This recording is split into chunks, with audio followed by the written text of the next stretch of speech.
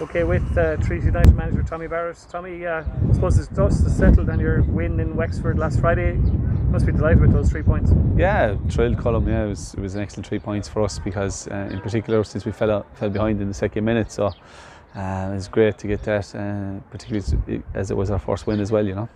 And they've been improving, haven't they? I mean, I know they're foot of the table, but they've been showing signs of improvement. So it was a good win.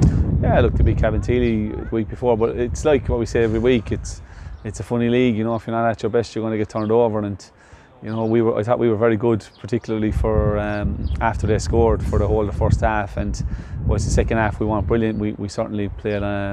We saw the game out well, and we played well in the counter attack, I felt. So another road trip this weekend, next Saturday, going to Cobh. Another difficult assignment. They had a big win against UCD at the weekend. Yeah, look, they're on a bit of a roll as well because they beat Cork previously. So in fairness to Cobh, they've been playing really, really well. In the games I've seen them against, even the likes of Galway and Shells, and they were very unlucky, to lose in those games. They play really good football, and they're a really good young side, and they're well drilled as well. So it'll be a real difficult task for us. Particularly again with the amount of players we're missing currently, but the squad has been stretched to the limit, but we're doing very well. In terms of players and availability, Tommy, any update there on injuries and where you're at? Yeah, look, we should probably, this week of the 7 we were missing, we probably should have Clyde back to be in the squad at some stage. He probably won't be able to start, but Clyde will be one, and Mark Walsh actually trained. He trained last night, so we're hoping Mark will be okay after the jaw break, but he should be okay for the squad. But other than that, I think it might be stretched too far for everyone else. Sean McSweeney, how long more do you think he might be out for? Or is it hard yeah, to say? He's probably 3 or 4 weeks off yet, Colm, at least, I'd say, yeah. Just in terms of, I suppose, the soccer landscape is dominated by the European Championships at the moment. I don't know if you got a chance to watch much of it, or what have you thought of it so far? Yeah, I haven't watched much of it. I saw a bit of the Spain and Sweden game last night, and what other game was it? Well, I watched the Denmark game, obviously. That's probably the only other one I saw.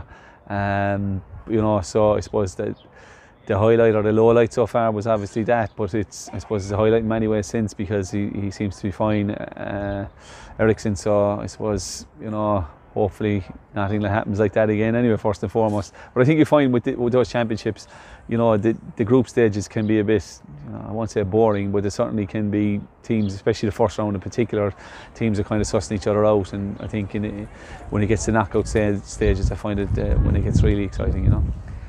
You mentioned Christian Eriksson there, Tommy. I mean, there he's access to all kinds of facilities and medical experts and that. For something to happen like on Saturday at that level of the game, I suppose it brings to mind that people need to be very conscious about their health, no matter how fit and young they are. Yeah, look, and I suppose it shows the importance of the defibrillators.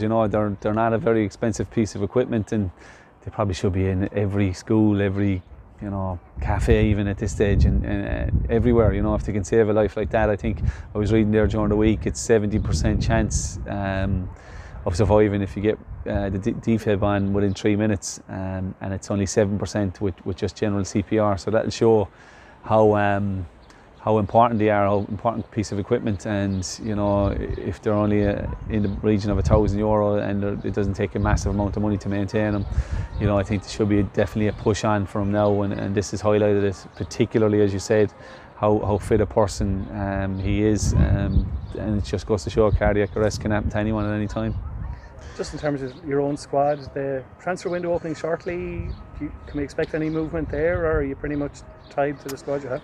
Yeah, look, we're hoping to bring in 1 or 2. All right, we're talking to a couple of lads, but there's nothing, we can't sign anyone because we're not like a lot of the other clubs where they can sign professional players. We can only sign amateurs, so July is the window. But yeah, we're hoping to add 1 or 2. With your coaching underage hat on, Tommy, we saw fixtures and groupings today for the underage national leagues. Treaty United have teams involved, obviously Limerick FC have teams involved.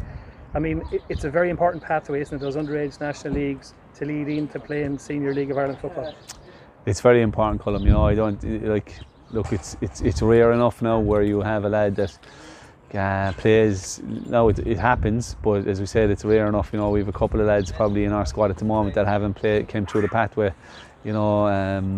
Mark Walsh probably because before his time nearly, that kind of way. He might have played 20s years ago, but Sorry, Mark Ludden, I meant to say, but Mark or Callum McNamara is probably the only other one that hasn't tasted League of Ireland underage in our squad, to my memory, if my memory serves me right.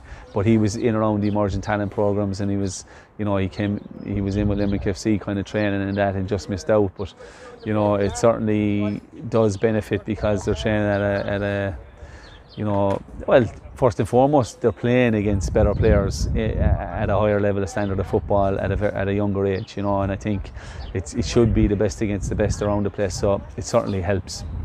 And the coaching, you'd imagine, there's lots of good coaches at schoolboy level and the emerging talent and likes of that, but you'd imagine once the coaching is a good standard as well, because they all have to be qualified coaches, and but I think the most important thing, and I've always said this, is that the players get better by playing against better players. So for me, that's the most important thing.